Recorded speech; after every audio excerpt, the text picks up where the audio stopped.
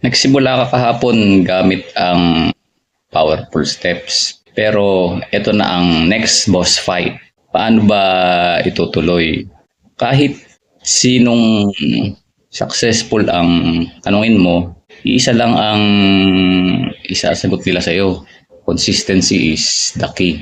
Pero kung alam naman nating lahat yan, bakit ang hirap gawin ng pagiging consistent? Dalawa lang yung rason. Una, may microwave mentality.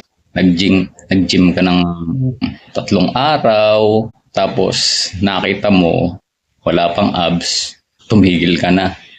Pangalawa, masyado tayong dumidepende sa feelings natin.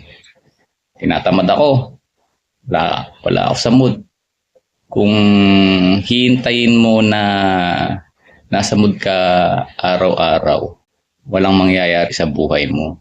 Dito tayo mag-iiba. Consistency is about not being perfect. Consistency is about showing up even though you're not ready. Paano mo gagawin na hindi ka mapapagod? Ito ang madaling paraan para maging consistent. Tanggalin mo yung pagdedesisyon. Kung gigising ka, tapos iisipin mo pa kung mag-iipon ka ba o mag-exercise ka ba, matatalo ka.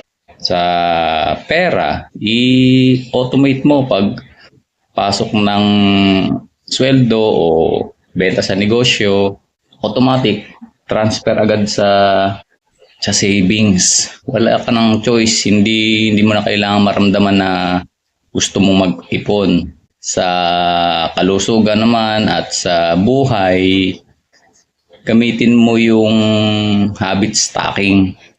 Dikit mo yung mga bagong habit na gusto mo sa isang habit na ginagawa mo na araw-araw. Imbes na sabihing magbabasa ako ng libro, habang uminom ka ng kape sa umaga, edi magbasa ka ng isang page. Parang nakakabit na yun para hindi mo siya nakakalimutan. At ito pa yung ultimate safety net mo sa consistency. Never miss twice rule. Tao tayo. Papagod ka, magkakamali ka, pumalya ka ngayon. Sabi nga ni Ray Dalio, embrace reality. Okay lang madapa. Pero ang rule, bawal kang pumalya ng 2 magkasunod na araw. Pag hindi ka nakapag-workout ngayon, bukas bawi agad. Kasi yung unang sablay, normal yan. Pero yung pangalawang sablay, simula na yan ng bagong bad habit. Don't let the chain break entirely. So, para kang maging consistent, i-automate mo, idikit mo sa current habits mo. Never miss twice. Yung malilit na steps mo, pag pinagsama araw-araw, magiging malaking resulta yan. Consistency ang magtatawid sa'yo sa pangarap mo papunta sa realidad. Gawin mo yung dapat gawin mo ngayon. Kita-kits bukas, laban lang.